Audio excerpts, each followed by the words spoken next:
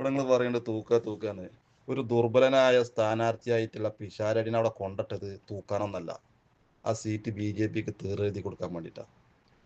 അതായത് കോൺഗ്രസിന്റെ നല്ലൊരു സ്ഥാനാർത്ഥിനെ കൊണ്ടുപോയിട്ടിട്ട് അവിടെ എന്തെങ്കിലും ഒരു വ്യതിചലനം സംഭവിച്ചു കഴിഞ്ഞാൽ കോൺഗ്രസിന്റെ ആ സ്ഥാനാർത്ഥി തന്നെ പറയും, ആ അവിടുത്തെ കോൺഗ്രസ്സുകാരൻ തന്നെ പറയും ഞങ്ങളെ നിർത്തി ചതിച്ചതാന്നുള്ളത്. പിഷാരടി ഇപ്പം എല്ലാം ഉണ്ടാകാണ്ട് പോകും. പിഷാരടിക്ക് ഇപ്പം ഇതില്ലെങ്കിലും ഓനക്കവിടെ സിനിമാ മേഖല ഉണ്ട്, ഓൻ കുഴപ്പമില്ലാതെ ജീവിച്ചു പോകും.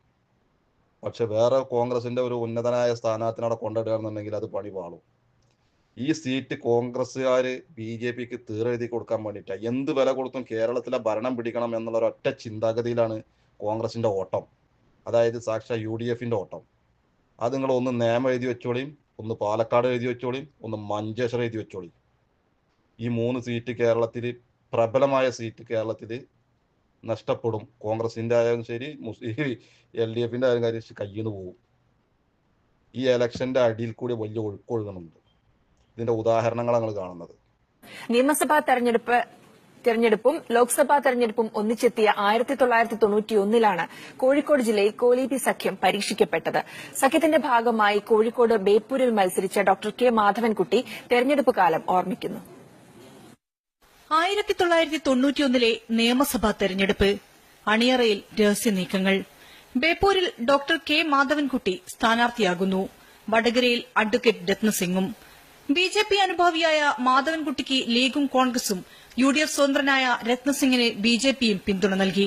അങ്ങനെ കേരള രാഷ്ട്രീയത്തിൽ കോൺഗ്രസും ലീഗും BJPയും കൈകോർത്ത് തെരഞ്ഞെടുപ്പിനെ നേരിട്ടു. കെ കരുണാകരനും പാണക്കാട് ശിഹാബ് തങ്ങളും BJP നേതാക്കളുമടക്കം നിരവധി പേർ പ്രചാരണത്തിനായി ബേപ്പൂരെത്തി.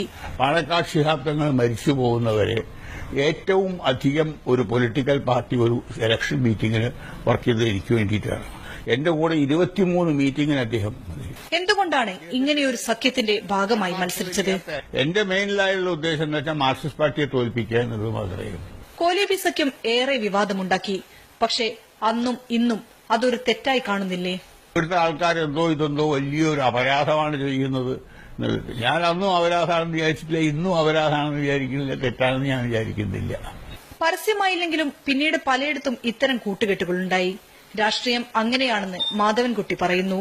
ആദ്യ പരീക്ഷണത്തിൽ ബേപ്പൂർ നിയമസഭാ മണ്ഡലത്തിൽ CPM നേതാവ് TK ഹംസയും വടകര ലോക്സഭാ മണ്ഡലത്തിൽ KP ഉണ്ണികൃഷ്ണനും കോലീബി സഖ്യത്തിനെതിരെ വിജയം നേടി.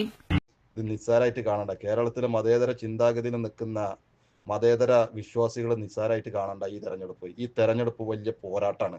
അതായത് കോൺഗ്രസിന്റെ പോരാട്ടം എന്ന് പറഞ്ഞാൽ അവർക്ക് ഭരണം കിട്ടാൻ വേണ്ടിയിട്ട്, അവരെ ജീവനാടി നിലനിർത്താൻ വേണ്ടിയിട്ട്. എന്നാ ഇപ്പുറത്ത് BJPക്ക് ഇവിടെ ഈ കേരളത്തിന്റെ സമാധാനം നഷ്ടപ്പെടുത്തണം, അതിന് വേണ്ടിയിട്ട് ഇവിടെ വിഭാഗീയത ഉണ്ടാക്കണം, അതിന് വേണ്ടിയിട്ട് കേരള നിയമസഭയിലേക്ക് 2, 3, 4, 5 സീറ്റ് ഒപ്പിക്കണം. ആ സീറ്റ് ഒപ്പിക്കുന്നതിന്റെ ഓട്ടത്തിലാണ് മതേതര വിശ്വാസികൾ. നമ്മളൊക്കെ പറയുന്നുണ്ട് ഒന്നും സംഭവിക്കില്ല എന്ന്. തൃശ്ശൂർ നമ്മൾ കണ്ടതാ. 80,000 90,000 വോട്ടിന്റെ പുറത്തുള്ള കോൺഗ്രസിന്റെ ലോകസഭാ മണ്ഡലം 75,000 വോട്ടിന്റെ പുറത്ത് സുരേഷ് ഗോപി വിജയിച്ച്. ഇവരെല്ലാരും വിചാരിച്ച് അവിടെ ഒന്നില്ലെങ്കിൽ സുനിൽകുമാർ, ഒന്നില്ലെങ്കിൽ കോൺഗ്രസ്, ഇങ്ങനെ വിചാരിച്ചിരുന്നത്. പക്ഷേ അവിടെ അട്ടിമറി കോൺഗ്രസ് കാൽ ചുവട്ടിൽ കൊണ്ടാണ്ട് വെച്ചെടുത്തു. കോൺഗ്രസിനെ ഇന്ത്യ രാജ്യത്ത് എല്ലാ സംസ്ഥാനങ്ങളും എടുത്തു നോക്കിക്കഴിഞ്ഞാൽ കോൺഗ്രസ്സുകാർ കാലുവാരിയിട്ടുള്ളത് പോലെ വേറൊരു രാഷ്ട്രീയ പ്രസ്ഥാനം കാലുവാരിയിട്ടില്ല. ഒപ്പം നിന്നവനെ ചെവിക്ക് കടിച്ചിട്ട് പിന്നാമ്പുറം കാലുകൊണ്ട് ചവിട്ടി മതിച്ചിട്ട് പോയിട്ടുള്ളതാണ്. അവർക്ക് അധികാരം മതി, അവർക്ക് ഇത് കഴിഞ്ഞാൽ അവർ BJPക്ക് ചേക്കേറും. ആ കോലത്തിലേക്കുള്ള അവരെ പോക്ക്. എന്നാൽ ഈ മതേതര കേരളം, അതായത് ദൈവത്തിന്റെ സ്വന്തം നാട് എന്നറിയപ്പെടുന്ന ഈ നാട്ടില് കലാപങ്ങൾക്ക് കൊടി കുത്തണ്ടെന്നുണ്ടെങ്കിൽ മതേതരമായി ചിന്തിച്ചിട്ട് സ്വസ്ഥതയിൽ ജീവിക്കണം എന്നുണ്ടെങ്കിൽ ആ വോട്ട് കേരളത്തിന്റെ വികസനത്തിന് വേണ്ടിയിട്ടും കേരളത്തിന്റെ സമാധാനത്തിന് വേണ്ടിയിട്ടും ചിന്തിച്ചിട്ട് കുത്തിക്കൊള്ളി. ഇല്ലാന്നുണ്ടെങ്കിൽ ഈ കേരളത്തിലെ ന്യൂനപക്ഷം വലിയ വില കൊടുക്കേണ്ടി വരും.